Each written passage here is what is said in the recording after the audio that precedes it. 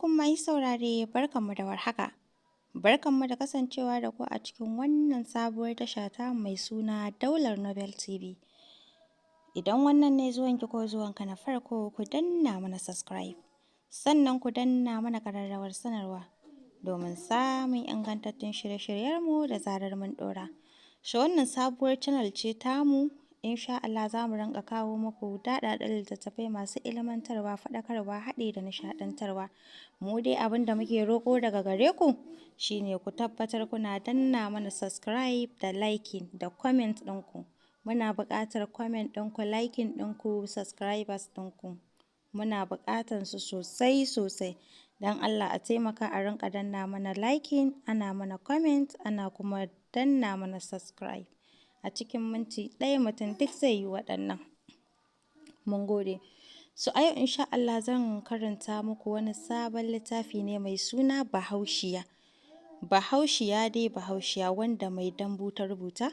Ramlat Manga ko maidambu tamu ta gargajiya. Allah dai ya biya maidambu. So kun dai san yanayin littattafan maidambu ba sai na tsaya na yi muku sharhi a kai ba sosai. Ta iya littafi masha Allah wanda za ka ɗauki darasi a cikin shi ka koyi abubuwan rayuwa. Uwa uba akwai soyayya. Kai matar nan 'yar duniya ce tana son soyayya. Allah ya sa mu dace ya bar mu da masoyanmu na gaskiya. Kar na cika ku bari mu je babi na farko a cikin littafin Bahaushiya. Bismillahirrahmanirrahim.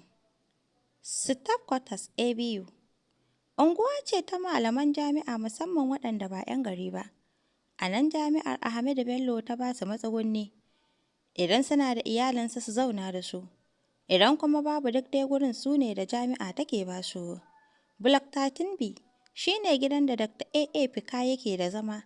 Gefen shi Block 14 ne, inda abokin aikin shi yake da zama. Sanye take da hijab ruwan ƙasa har yana sharar ƙasa. Fuskar ta sanye take da niqab. Sai hannunta wanda ta saka safa. Sauri take kamar za ta tashi sama. Tana isa ƙofar ɗakin shi ta hau bugawa tana waige-waige. Gudun kar wancan arnan malamin ya ganta. Ta ja tsaki ƙasa-ƙasa ta ce, da wani juyayin idanuwan shi kamar bata kai aya ba aka finciko ta zuwa cikin gidan da take buga musu ƙofar. A tsorace ta kalli wanda ya finciko ta. Ta maraice fuska sannan ta ce, Dr. AA, Allah ka bani tsoro. Murmushi ya yi mata sannan ya zauna a kan kujerar da ke falon. Ya ɗaura ƙafafuwan shi saman senta tabul ɗin falon. Ya zuba wa akwatin talabijin ɗin gaban shi idanu. Ya kuma ƙara ƙarar talabijin wanda zai janyo hankalinta zuwa ga TV. So ɗaya ta kalla bata kuma kallon TVn ba.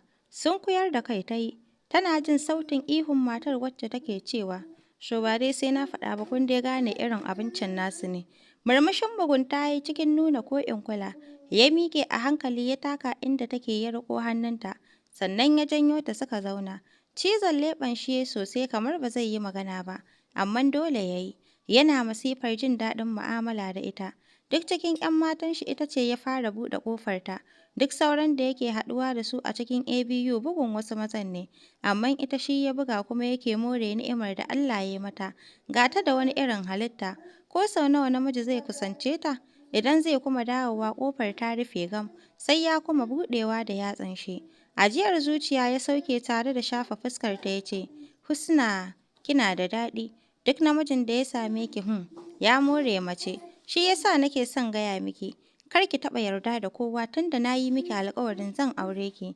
Kin ji, yanzu kalli irin style ɗin da wancan baturiyar ta yi. Shi nake son ki yi mini. Kallon shi ta yi sosai sannan ta ce, Dakta don Allah kar ka zalunce ni. Idan ka san ba aure na za ka yi ba ka bar ni haka. Na faɗa mishi cikin sanyin murya. Birkita ni ya tare da zare hijab ɗina. Kallon banshot da habis da na saka shi ya ƙara rikita mishi kwakwalwa. Haɗiye ya wuye cikin jin daɗi. Sannan ya ɗaura kanshi a ƙirjina. Musamman bares ɗina da baya gajiya da kallon su. Dago kai ya cikin natsuwa sannan ya sake murmushin gefen baki ya ce, Husi, ina matuƙar son ki. Kuma zan iya komai don ke. Yana wannan maganar ne tare da zare min habis ɗina. Ƙura min ido yayi sannan ya shafa a hankali yana kallon fuska na. Miƙewa muka yi muka nufi ɗaki. Yana gaba ina bin shi a baya. Kamar munafuka. Na san halin Dr. Ahil Aliyu Maitama. Idan na ce ya haɗu ina nufin ya haɗu. kuma gaye ne na ƙarshe da ake ji da shi a cikin garin Kaduna, kuma ƙwararren malami na unguwar zoma a tsangayar ilimin likitanci. Matsalar Dr. AA manemin mata ne na fitar hankali, amma tun da ya same ni ya daina kwashe-kwashe. Tun da muka shiga ya janyo ni, babu wani romancing ko kiss ɗin arziki. Dr. AA mai tama ya shiga gurje ni kamar kayan wanki. Gashi kamar masifa na gagara hana shi. Kallon shi nake babu yacce na iya. Duk wani salon sex babu wanda bai yi da ni ba. Sai da ya kai kusan awa ɗaya sannan ya ƙyale ni. Kallo na yi cikin jin daɗi ya ce, Hussi maganar project ɗinkin nan ki kawo min gobe. Zaro ido ne cikin jin daɗi na ce, amma tun last week nake bin ka kake amsa sai ma share na kake yi. Shafa bobs ɗina yi sannan ya sake murmushin mugunta ya ce, kar ki damu zan duba miki tun da wancan arnan ya ki duba miki. Gyaɗa kai ne cikin jin daɗi sannan na ce, yauwa na gode sosai. Cikin sauri na tashi na shiga ban ɗaki. Na yi wanka, shi kaɗai sai murmusawa yake har na fito. Tsane jikina na yi, ya zuba min sexy eyes ɗin shi, wanda suke narke da ɗimbin sha'awa. Miƙewa ya zo har inda nake ya ce, Husi baki ishe ni ba, kuma ban ƙoshi da ke ba. Please, ina buƙatar ƙari. Yana faɗar haka tare da lasar wuyana zuwa bayana. Dan ture shi ne cikin damuwa na ce, ka fi kowa sanin halin wancan arnan abokinka.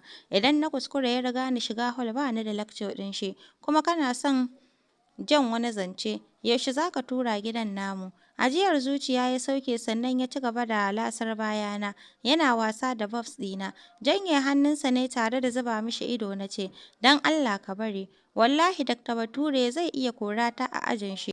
Murmushi ya ƙyale ni na shirya sannan ya rako ni har bakin ƙofar shi. Ina ƙoƙarin buɗewa shi kuma yana ƙoƙarin bugawa. Ai ko ina buɗewa ya buga min ki ɗin shi a goshina. Kuma abinka da kuskure sai da wajen ya fashe. Shafawa ne ina faɗin inna lillahi wa inna ilaihi raji'un. Cikin ɗabi'ar shi ta kullum kamar yadda ɗalibai suke kiran shi, Mr. Arrogant. Ahil. Da sauri Dr. Ahil ya fito.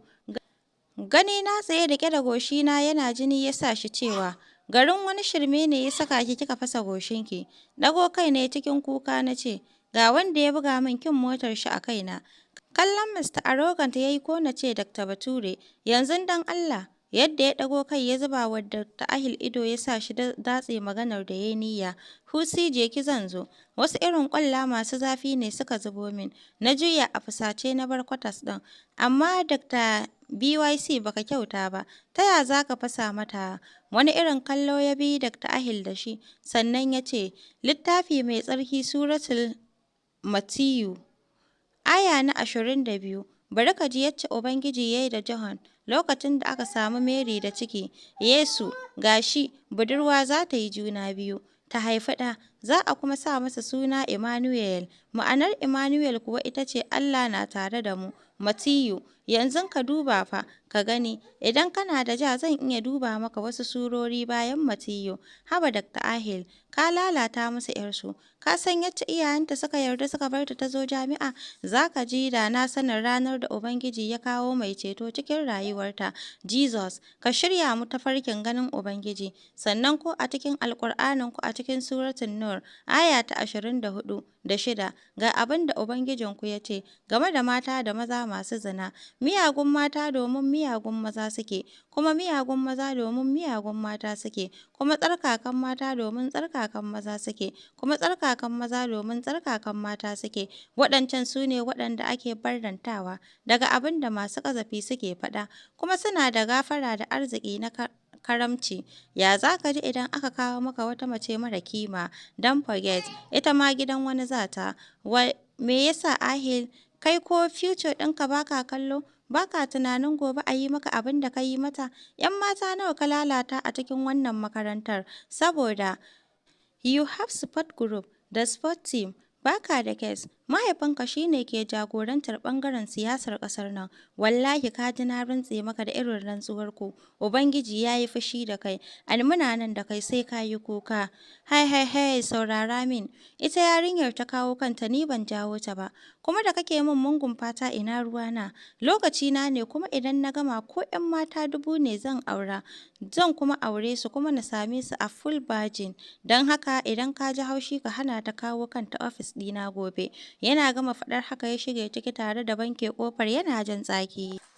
Haka Dakta Bature Yohana Chibok ya ja kafar shi ya bar mishi kofar shi, makarantar ya nufa, tun daga nesa na hango shi, da yake muna tare da su Fatima Adamu, da sauri na yi musu sallama na wuce ajin, a tare muka shiga da shi, har muna banga da juna, kallo na yi zuciyar shi tana tafasa, out, ya nuna min waje, murguɗa mishi baki ne tare da jan siririn tsaki na fita, a raina ina cewa, arnan banza arnan wofi.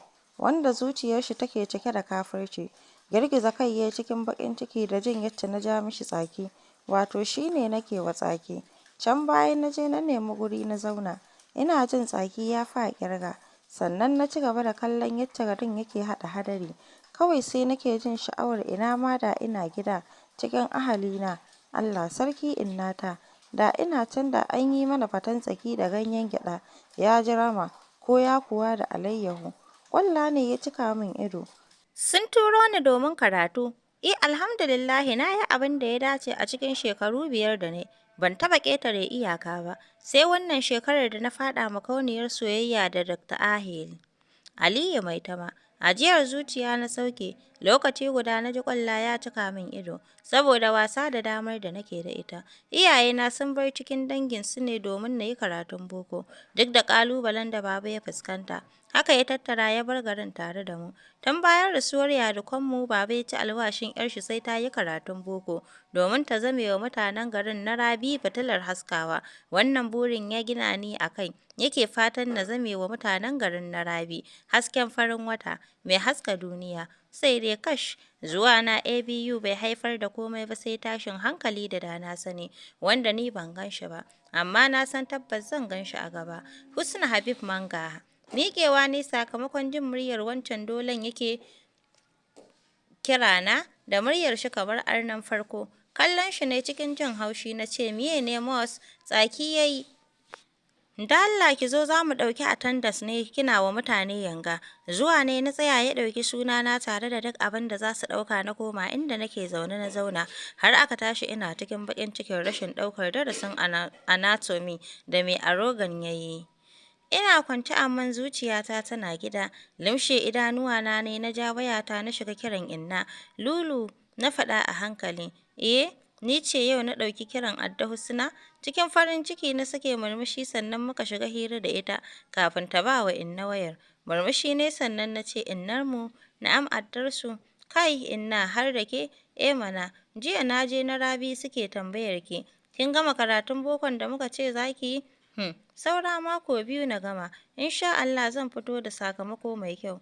Insha Allah sai na zame musu hasken rana ta tafi baya karewa. Alhamdulillahi. To ki nutsu ki yi karatu. Allah yana tare da ke. Insha Allah za ki zame musu zakaran gwajin dafi. Allah ya yi miki albarka. Ki tsare mutuncinki da darajarki. Kasa amsawa ne na kashe kiran na fashe da wani irin kuka, saboda na ci amanar iyayena. Duk da faɗi tashin da suke a kaina yau na cutar da yardarsu. Har Fatima ta shigo ina kuka, ita ce ta rarrashe ni, sannan na yi shiru. Bayan mun yi sallar isha'i ta kalle ni cikin son gaya min magana amma ta kasa. Tima akwai matsala ne? Na tambaye ta. Ban san yacce za ki ɗauki maganar ba, amma gaskiyar kenan. A ƙage na kafe ta da idanuwana na ce, kin san yau ake kamun Dr. Ahil Aliyu Maitama? Cakume wuyar rigarta ne cikin tashin hankali da ɗimauta na ce, don kin tsani tarayya na da shi shine zaki bijiro min da labarin ƙanzon kurege? Me na tsare miki Fatima? Baƙin ciki kike da samu na? Cire hannuna tai daga riƙon da na yi mata. Da Allah ki nutsu. Wallahi ban faɗa miki don na cutar da ke ba. Na gaya miki rufa-rufar da ake miki ne. Husna Habib, me zai sanya na yi miki hassada? Husi ki tashi. Ki tashi daga barcin da kike yi. Dr. Ahil Aliyu mai ta majibuwar haka yana cikin jerin angwaye. Zan iya cewa na ji jerin angwaye. Daga nan ban kuma sanin inda kaina yake ba. Sai da aka yi sallar asuba. Tashi ne zaune na kalle ta tana azkar. Sai na ji kunya ta kama ni. A cikin wata 6 kacal sallar asuba ma sai rana ya fito. Zama ne na fashe da kuka sosai saboda na zalunci iyayena. Na yi watsi da tarbiyyar da suka yi mini. Na yi fatali da kimata. Hawaye ne ya zubo min. Tashi ne na je na yi alwala sannan na koma ɗaki na yi sallah. Ina zaune kasancewar muna da aji yau Juma'a. Bayan na idar da sallah kuka na ci gaba da yi, saboda baƙin cikin da abin da Dr. AA ya yi min. Shiryawa ne cikin sauri na ɗauki hijabi na. Ganin yadda hadari ya haɗu har da ita ya sa na fitowa. Esther, wata baka tafiya wacce muke kwas ɗaya da ita ta kalle ni. Cikin jin daɗi ta ce, Awa superb, da wuri za ki tafi kilas kin manta Mr. Arogan ne a ajin yau? Ƙaramin murmushi ne wanda ya ɓoye ɓacin raina na kalle ta kaɗan sannan na ce mata, My superb aike ce wana, don na ga kina mutuwa akan Dr. Bature Yohana Chibok. Ni kuwa ko akan ƙafa aka ɗaura min zan gudu na bari. Allah sarki Husi, I'm sorry, amma kin san waye Dr. Bature Yohana Chibok? Baban shi babban fasto ne a Church ɗin Christian Center of God. Cikin jin haushi na katse ta da cewa, Dalla ki yi min shiru, uban me zan miki da bani labarin shi? Wai ku me kuka ɗauke mu ne? Mu musulmai ba mu san abin da ya dace ba ko me? Wannan damuwar shi ce, amma kar ki manta addini na gare ni, addinin ku na gare ku. Tunda na fahimci yau ba ni cikin jin daɗi da zan ƙalubalance ta, sai ta share. Ita ta wuce ni kuma na dawo hostel. Na ɗauko takardar project ɗina, kuma ina son tabbatar da abin da Tima ta gaya min. Cikin sauri na saka kai zan shiga sai na ji muryar Tima tana cewa, Wallahi ku ji tsoron Allah. Miye ribar ku na zama yin gulmarta? Wai mai yasa ba mu gane rayuwa ne? Na rantse da Allah Husi ba ta da lokacin ku, saboda ita goben ne a gabanta. Kun san mai yasa Allah ya ba da soyayyar mutane? Saboda ba ta taɓa barin zaluntar wasu. Shi yasa komai ta saka a gaba bai ba ta wahala. Tana da ilimi, Kome ina mamakin yacce take jan point. Da na zauna sai na yi nazarin Husna ba ta taɓa fashin aji ba. Husna ba ta taɓa da Allah malaman su ki yi mana shiru. In ce mak ɗin da take ja ba kai musu kanta take yi ba ne. Kai jama'a, Nana kin taɓa ganin su? Kin taɓa kama ta turmi da taɓarya? Tsagal Nana ta ce, sau nawa kuma? In ce abokin iskancinta ya gama shanye daɗin shi ne zai auri budurwa sabuwa fel a leda. Da alamu jahilai ne yau suka sanya ki a gaba Tima. Na faɗa a hankali numfashina na kaiwa da komowa, sabida nauyin maganar da Nana ta gaya mini. My heart manta kawai, amma wallahi lahira akwai biki. Murmushin takaici ne sannan na wuce abuna na ɗauki takarduna na fito. Daidai an fara ruwa kenan. Da sauri na haura baranda, a nan ma ban tsira ba, saboda ina wucewa aka fashe min da dariya. Haɗiye kukan da nake ji ne na ci gaba da tafiya. Jikina da ƙafana yana rawa. A ƙofar ofishin Dr. Ahil Aliyu Maitama na buɗe a hankali. Zaune yake fuskar shi sai ƙyalli take yi. Wato ana gab da shiga sahun manya. Wani irin baƙin ciki nake ji don ji nake kamar ƙirjina zai fashe. Naɗe hannuna ne a ƙirjina, shi ma ɗago kai ya zuba min ido. Janye idanuwan shi ya cikin halin 'yan duniya. Juyar da kai ya sannan ya sake min murmushi ya ce, Zauna. Girgiza mishi kai ne cikin kuka na ce mai yasa. Meye ne maka da zafi haka da ka zaɓi lalata min rayuwa? A iya sani na ban maka komai ba. Meye ne da zafi haka da ka yaudare ni? Ki fitar min daga ofis tun ban sanya an wulakanta ki ba. Wallahi kika kuskura kika kira sunana to wallahi sai na lalata miki takardunki. Sake baki ne ina kallon shi cike da mamaki sannan na ce, abin da kai min ya dace kenan. Fita na ce ya daka min tsawa. Kin fita ne na ƙura mishi ido. Ɗaukar takardun da na kawo mishi ne na ajiye. Ban kai da juyawa ba, na watsa min takardun a fuska na. Kin je kin gama yawon banzarki shine zaki zo ki ce na amshi takardunki? Kaga Dr. Ahil, ba tsoronka nake ji ba. Kawai saboda wasu dalilai na kyale ka. Idan dan zalunta na da kai ne Allah sai ya bi min haƙƙina. Kuma wallahi kamar yadda ka sa ni kuka sai Allah ya bi min haƙƙina. Sai ka yi kukan da ya fi nawa. Dr. Ahil ni mace ce. Ba zan maka fatar abin da kai min ya sauka akan 'yarka ba. Amma sai Allah ya saka min mungu azzalumi mazinaci. Nan ya miƙe cikin zafin rai ya zo ya riƙo am ɗina ya turo ni waje. Har sai da na faɗi. Gashi ana ruwan sama ga ɗalibai. Uwa uba ga Dr. Bature Yohana Chibok, wanda shi ma ya zo zai shiga ofis ɗin ya ji muna wannan badakalar. Tsayawa ya ciro wayar shi ya ci gaba da latsawa. Cikin ɗaga murya na ce, Wallahi ba za ka kuma lalata 'ya mace ba, kuma sai ka gani a ƙwaryar cin tuwonka. Sai ka yi da na sani mungu fasiki mazinaci Allah ya isar min. Cikin ɓacin rai ya zo ya yi ta dukana da ƙafar shi yana zagina. Wasu ɗalibai maza ne suka zo aka ja shi a kaina. Gyara zaman rigar shi ya sannan ya shige ofishinsa. Da ƙyar na miƙe na tafi zan faɗi. Ban yi tsammanin zai taɓa taimaka min ba ya tare ni. Kiran ɗaliban ya tare da miƙa musu kin motar shi. Riƙe ni suka yi tare da taimakon Esther suka sanya ni a mota suka kai ni asibiti. Muna barin gurin ya shiga ofis ɗin Dr. Ahil. Ka ga abin da yarinyar nan ta yi min? Ni za ta wulaƙanta a cikin makarantar nan? Ni ba wannan ne ya kawo ni ba. Na ga ɗaurin aurenka ranar Asabar ne, kuma ina son shiga Abuja ya kenan. Ban cike da iskanci. Ka wuce Abuja. Ina gaya maka abin da yarinyar nan ta yi min sai na sa an kore ta a makarantar nan. Na ga ƙaryar rashin kunya. Oke, zan duba idan na gama abin da nake zan je gurin lunch ɗin da za a yi. Har Dr. Bature ya isa bakin ƙofa Ahil ya ce, BYC, ina gaya maka abin da Husna take ko wacce ta yi min baka magana. Jiya da na yi maka magana ka saurare ni. Kuma laifin waye? Waye ya fara? Kai ne. Don haka kar ka sa ni a cikin shirmanku. Sai dai shawara ɗaya da zan baka ka daina dukar mace. Gudun kar ka je ka buge da dukan matarka. Sannan duk abin da Husna ta yi maka ba ta da laifi kai ne ka janyo komai. Ka ɓata musu yarinya kuma ka ce ba za ka aure ta ba ka yi wa kanka adalci. Uwar wani matar wani kanwar wani ‘yar wani. Saura kwana biyu a kawo maka matar da wani ya ɓata ya za ka ji da ranka. Kai ina haka ma ba zai faru ba. Domin matana Kamila ce mai mutunci da daraja. Ya faɗa yana zare idanu. Murmushi Dr. Bature ya sannan ya ce, a cikin littafi mai tsarki, karin maganar da Solomon ya ce, in kana son ilimi dole ne ka fara da tsoron Ubangiji. Jahilai ba su san darajar hikima ba, sun kuwa ƙi su koya. Karin magana kenan. Ba za ka taɓa sanin darajar abin da ka ɓata ba sai lokaci ya ƙure maka. Tsaki Dr. Ahil ya cikin jin haushi ya ce, kai nan kana ganin ka fi ni ilimi ne da kullum kake kawo min ayoyi a cikin Bible? Ko ka fi ni sanin yarinyar ne? Oho, to kawai ka gaya min son ta kake yi. Shi ya sa ka jiɓanci al'amuranta, amma ba ka da hankali. Ta ya kake tunanin cewa haka zai faru? Ina Kirista ita Musulma. Me kake ɗauka ta wanda bai yi zurfi cikin addini ba koya? Ba mu yi wannan ɓatar ba. Don haka ka daina haɗa ni da wata macen da ba ta cikin addinin Yesu Almasihu.